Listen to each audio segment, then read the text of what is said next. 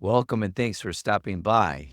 Trading with a bias on a higher time frame. My previous video, we talked about that weekly here, and my call was such a large gap on this weekly from the prior week. This is one of the largest range candles we've had on a weekly basis, and it was all due to the election. So what happens here the next week? We're 3.5, 4 days into it. This is Thursday in pre-market.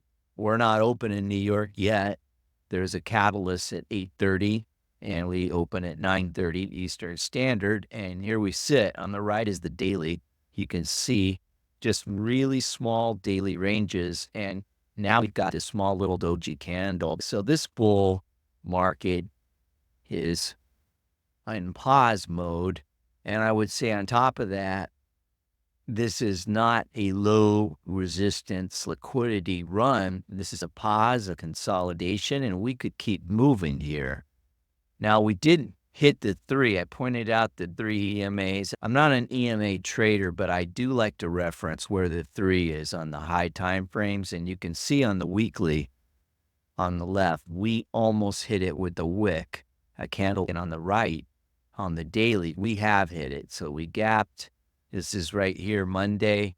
We had that error last week, error, and then we finally closed the error, and we're just sitting on it right now. But it's the weekly that bothers me here.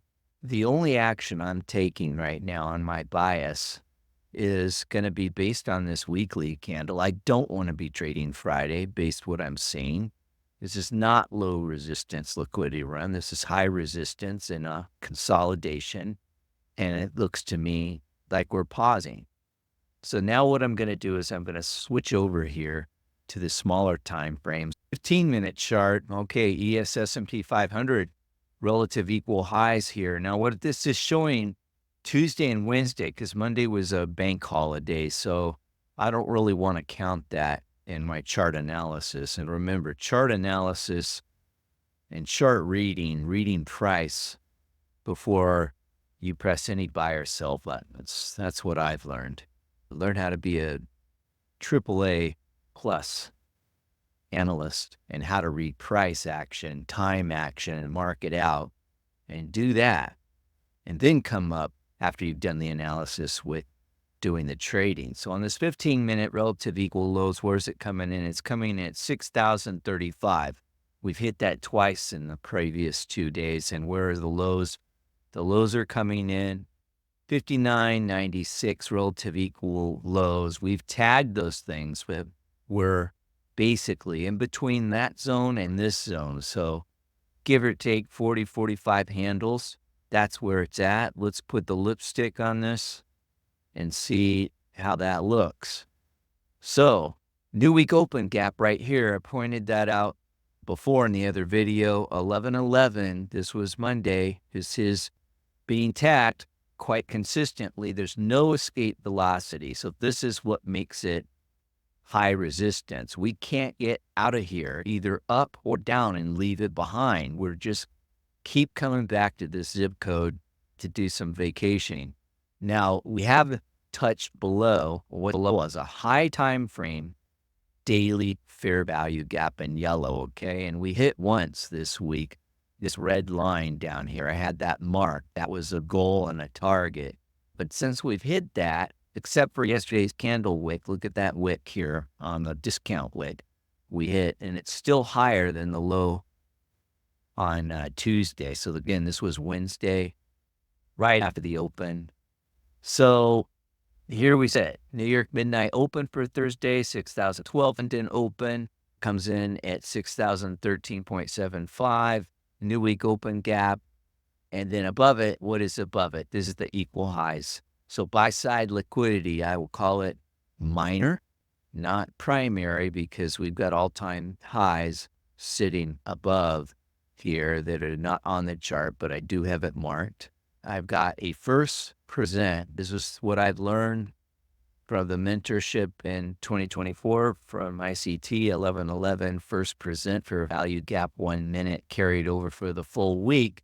When's the last time it's been touched except for that bank holiday on Monday? It's not happened, right? So that's why we've got the equal highs, relative equal highs Tuesday and Wednesday here at 36, but above it, what's sitting up here is 6,040. So these are my above levels. I do not feel like initiating any kind of new positions unless, and this is the big, unless it's time. So I like to mark off time, and my favorite time is the silver bullet AM. That's the 10 to 11, preferably finding my setup in round 10 o'clock to 10:30 to be precise. And if it can be even in that macro that's been taught before, that would be 10:10 ending Eastern Standard and a 9:50, 9:50 beginning. So that whole zone on time is very important. It's always for me time before price. I'm going to be watching levels in Asia, London. I'm not real happy about where we're at. It's consolidating. It's high resistance.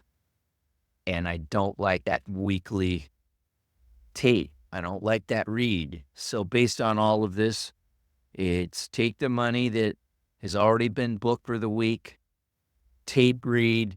I don't have to trade for Thursday, and I'm certainly not going to trade on Friday. I'd rather come back, let this market find out where it wants to go with some velocity, and then take it from there.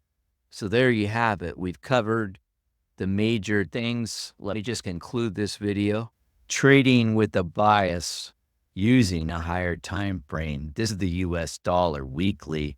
And we have this big candle here, and this was in 2022, a weekly fair value gap. It left a huge fair value gap. And then I've marked off from buy side liquidity with this red line. And here we are with the dollar. So this is really something interesting to note, because an inverse correlation usually happens when you've got a high dollar and you're rising with U.S. equities at the same time. That's not usually sustainable or normal.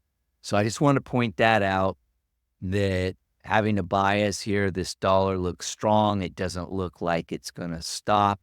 So the consequent encroachment of that weekly fair value gap comes in 108.869. So that's a real big, important zone if we hit it. And I just wanted to point that out. And that kind of ties up this video. So let's go over what we covered here. So number one, when you're trading with time and price is, of course, higher time frame. Number two is economic calendar. Number three is high resistance, low resistance, liquidity, right? And we've already identified we're in high resistance based on that weekly VS chart. So let me get back on that.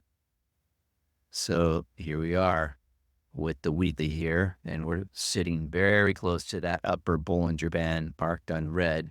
So it's not going down and it's not going up. So it's just in consolidation. So that's high resistance to me. And the daily on the right side kind of shows that.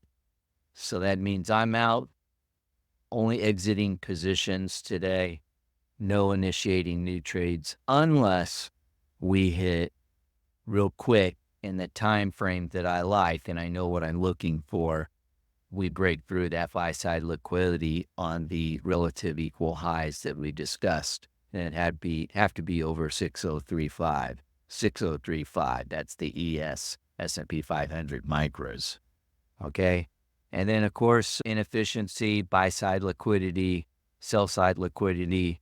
And my favorite time is, of course, the silver bullet AM. I don't like trading in the afternoon. And that's it, trading with higher time frame, price inefficiencies, imbalances, transposing it onto a smaller chart like a 15-minute or a 5-minute. So that wraps this video. I hope it helps. Thanks so much. And I'll be making another video over the weekend with the receipts on that small options account that I'm growing. It's not on margin. It's a cash account, and we'll see how we did trading the SPYs. So we're doing some put buying and trading on puts, and we'll see how we did for this week with the report card and some receipts and a little bit on the strategy. Aloha. Take care.